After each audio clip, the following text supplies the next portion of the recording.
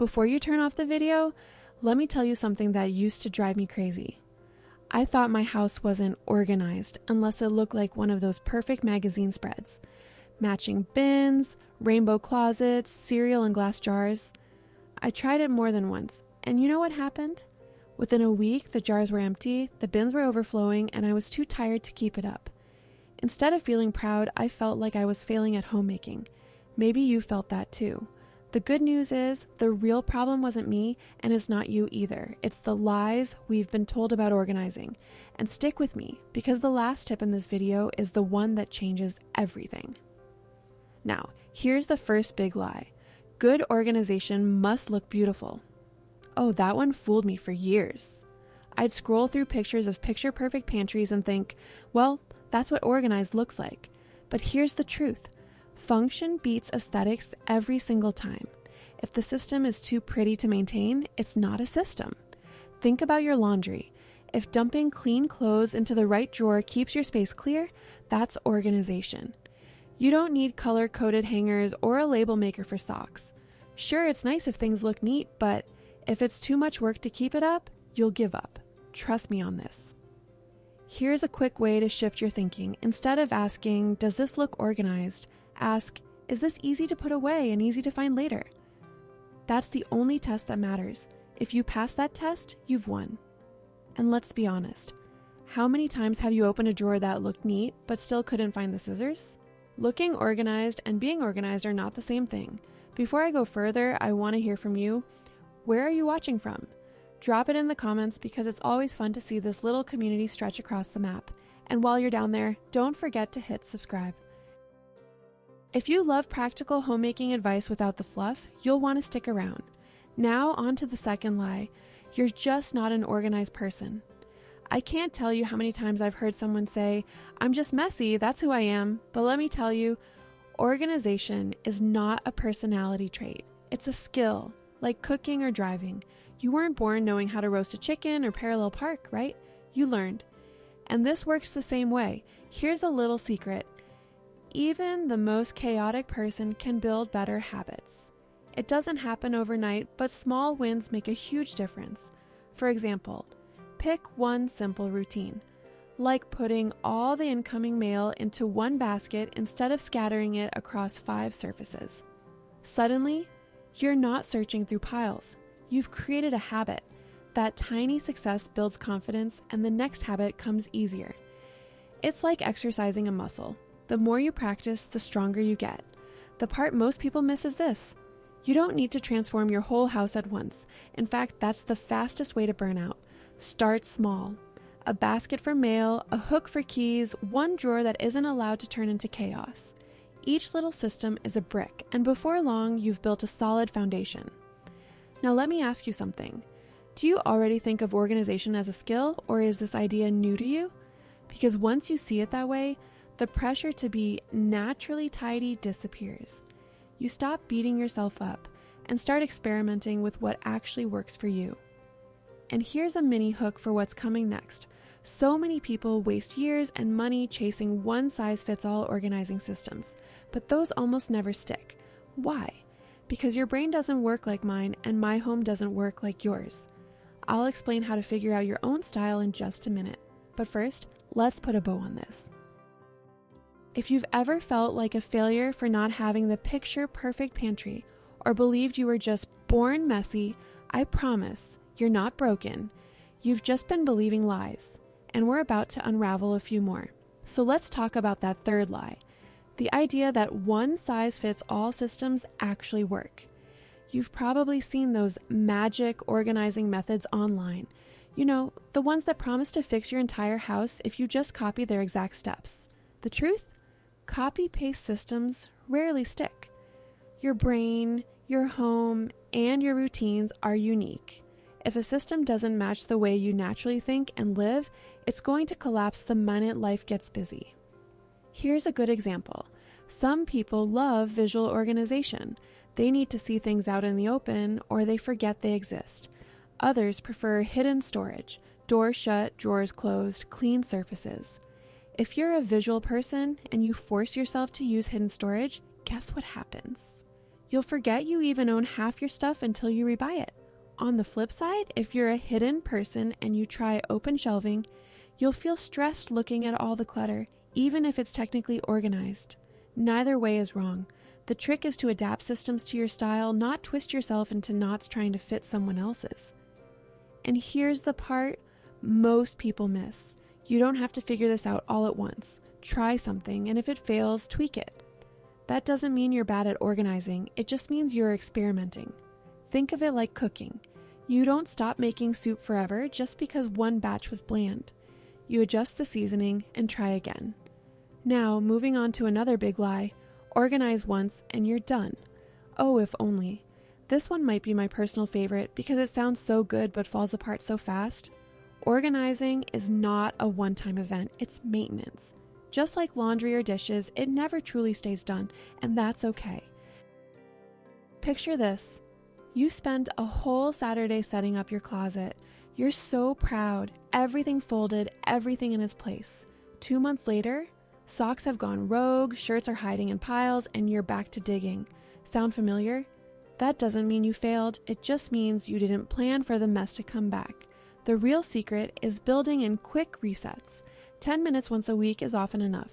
Set a timer, tackle one hot spot, and move on. Or do seasonal reshuffles when the weather changes. It keeps your systems alive without overwhelming you. Here's something funny. I once treated my closet like a museum exhibit. Every hanger spaced just so, shoes lined up like soldiers. It looked gorgeous. For 3 days. Then reality hit and I realized I don't live in a museum.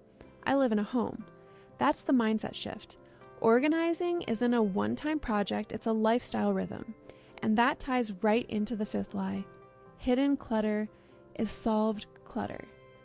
You know exactly what I'm talking about. That drawer you're afraid to open because something might spring out like a jack-in-the-box.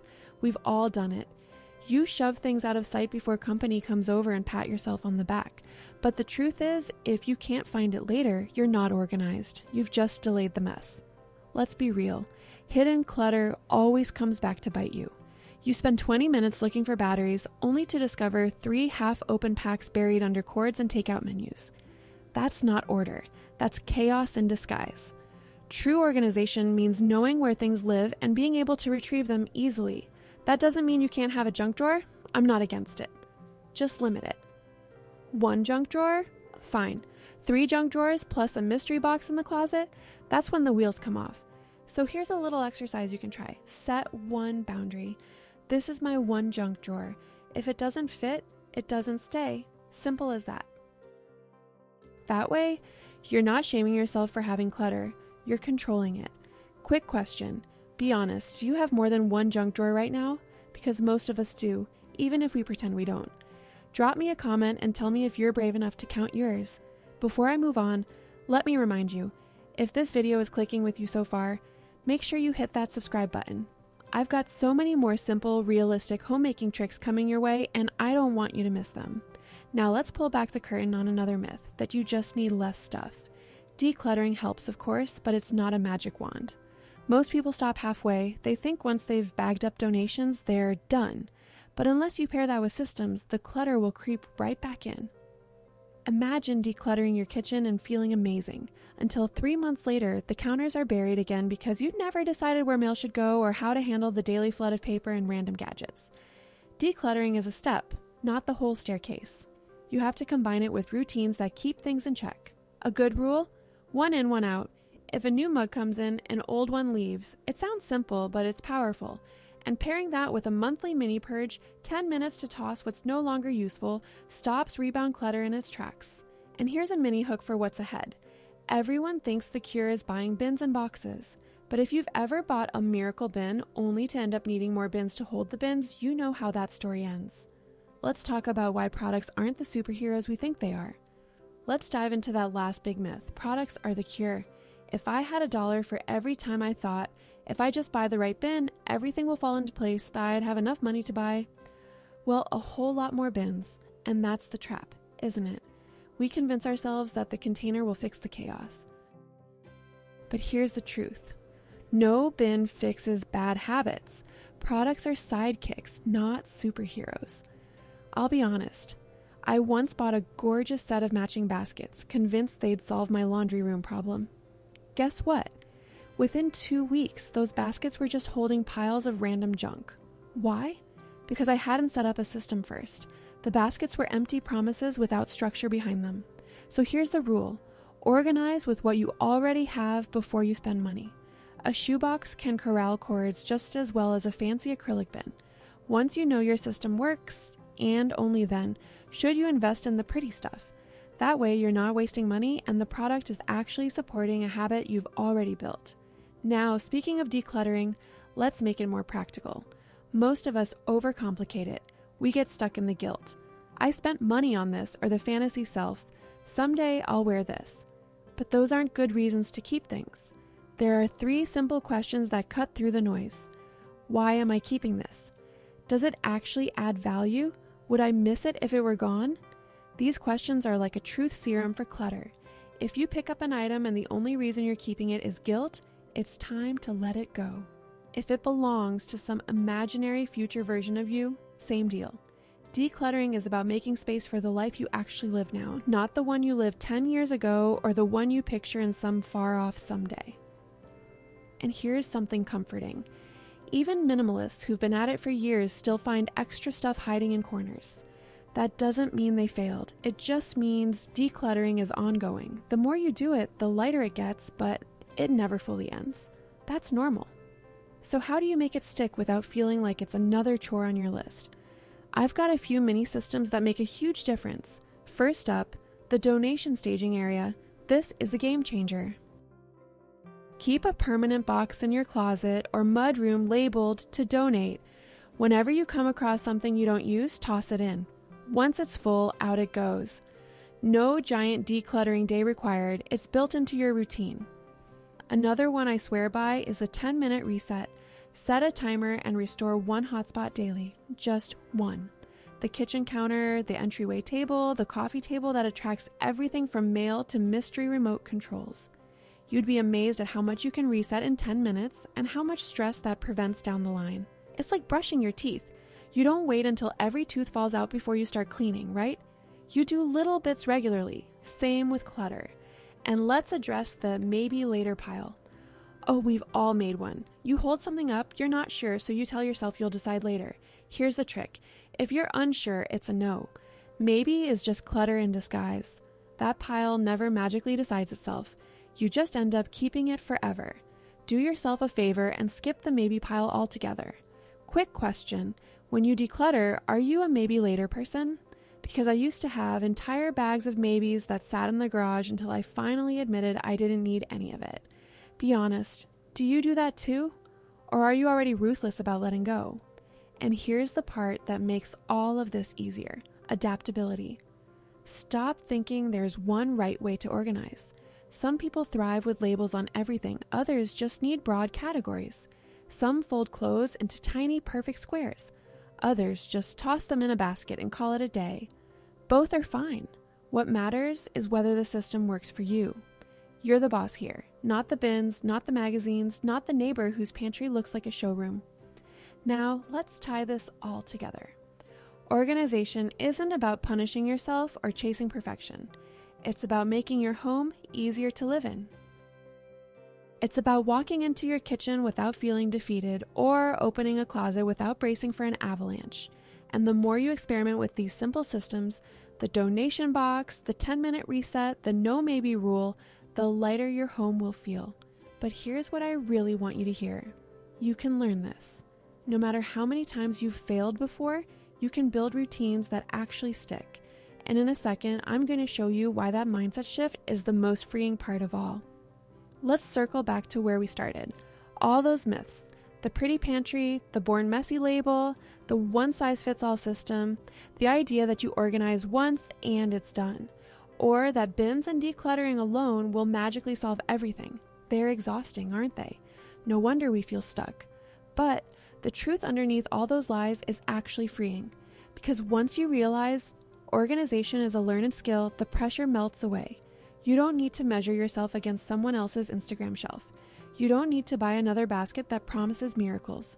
You just need to build small, realistic habits that make sense for your life. That's it. And when the clutter creeps back, as it always will, you'll know it doesn't mean you failed. It just means it's time for a quick reset, like laundry, like dishes, part of the rhythm of a home. Think about how different that feels. Instead of chasing a picture-perfect finish line, you're working with your home, not against it. Suddenly, you're not blaming yourself for being messy, you're just adjusting the system. You're not overwhelmed by the idea of a giant organizing weekend because you've got a donation box waiting or a 10-minute reset that keeps the hotspots in check. And the payoff?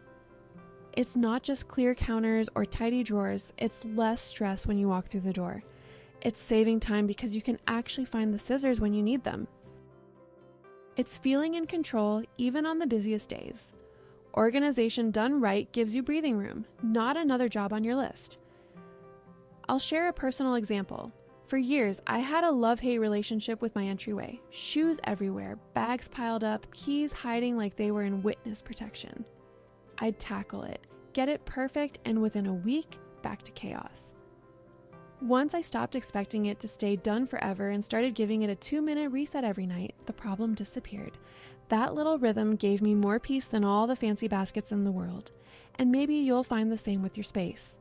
Maybe your stress point is the kitchen counter or the closet or that mystery drawer that's one paperclip away from exploding. Wherever it is, start with something tiny. Don't aim for perfect, aim for functional, then build from there. Because here's the bottom line. Your home doesn't need to look like a showroom. It needs to feel like a place where you can exhale. A place where the systems make sense to you. That's real organization. So, if this video gave you a little spark of encouragement or maybe even one idea you're ready to try, do me a favor, hit that like button so more people can find it. And if you haven't already, subscribe so you don't miss the next round of practical, no-fluff homemaking tips. And before you go, here's one last question I'd love you to answer. What's the one spot in your home that drives you the craziest right now? Drop it in the comments. I'd love to hear, and who knows, it might show up in a future video. At the end of the day, remember this. You're not disorganized, you're just learning. And every small system you build is proof you're further along than you were yesterday. That's what really counts.